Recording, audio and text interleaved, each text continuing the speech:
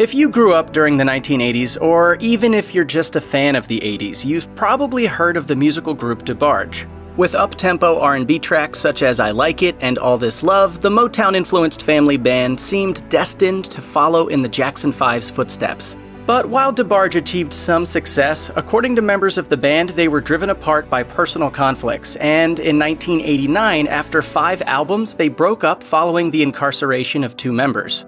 One of the members who was sent to jail was lead singer Bobby DeBarge. In the 1970s, Bobby began performing with a number of groups alongside his brother Tommy, including Hot Ice and Switch.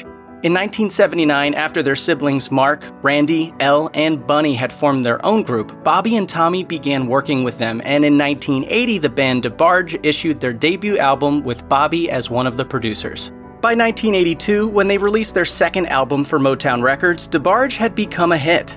Motown founder Berry Gordy said that Bobby was, quote, the most talented artist I have signed. Unfortunately though, Bobby's talent was overshadowed by a debilitating heroin addiction he had developed in the 70s.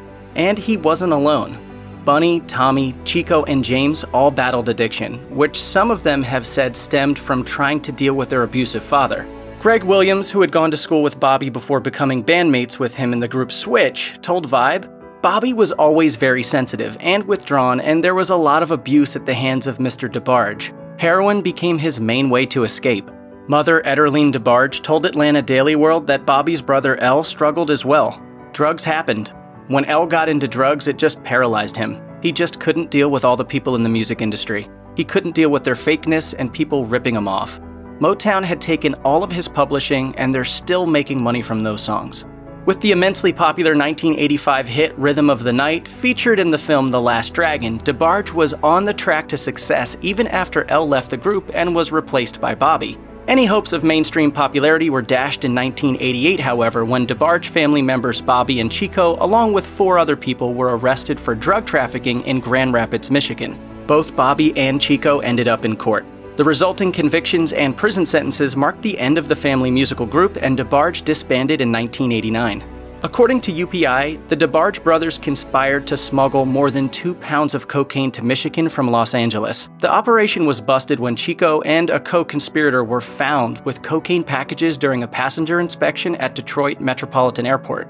Things would only get worse for Bobby. Tragically, while serving a 5-year prison sentence for drug smuggling, Bobby learned that he had HIV. Williams told Vibe that Bobby went downhill fast. Bobby's last years were hell. He was separated from his wife and kids and acting paranoid toward everybody. Bobby knew his life was basically over. Bobby reportedly grew distant from his family as his health declined from the vicious disease. Effective treatment for the complications brought on by HIV/AIDS would not become widely available in time to help Bobby. Bobby managed to complete another album, It's Not Over, but he realized that his life was ending. His family placed him in hospice, and on August 16, 1995, Bobby DeBarge died from AIDS-related health complications at age 39, 2 weeks after the release of his final album. Bobby DeBarge is buried in Garfield Park Cemetery in Grand Rapids, Michigan. But while he may have tragically been taken far too soon, his musical legacy still lives on today.